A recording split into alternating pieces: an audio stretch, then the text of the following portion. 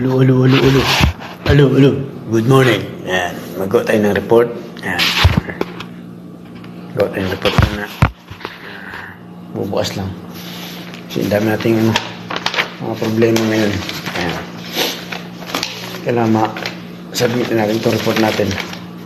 Kasi weekend na.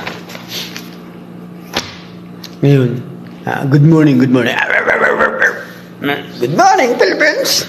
Good morning, Saudi! Ngayon, may isang alamat na naman tayo. Bago tayo gagawa ng report, may isang alamat tayo. Pa-like and share pala itong natin ng mga alamat natin. Tapos,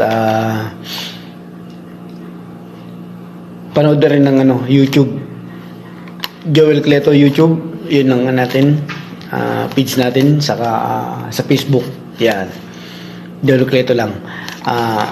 Doon mo mapanood yung mga alamat na buo at para mapasaya kita.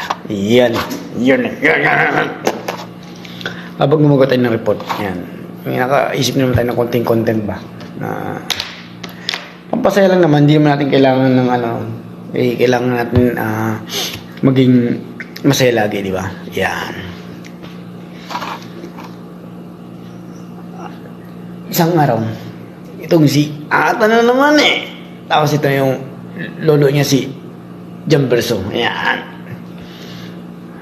Itong si lolo niya si Jamberso is nasa 98 na edad. Ganun na. Lagi nang nakaganon sa upuan yun. Nakaganon na sa upuan. Sabi ni mama nila si Merlita. Ayan, si Merlita na naman Yan. Sabi niya, Atan,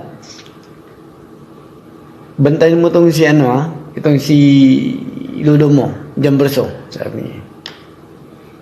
At mamamalingki lang ako. Sabi niya.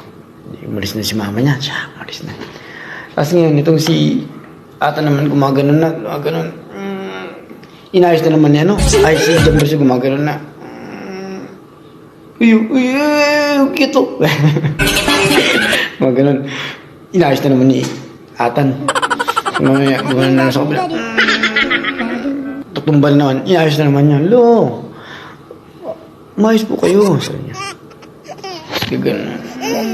Hindi na makatis yung lolo na inampas niya ngayon si Atan. Salbay kang bata ka.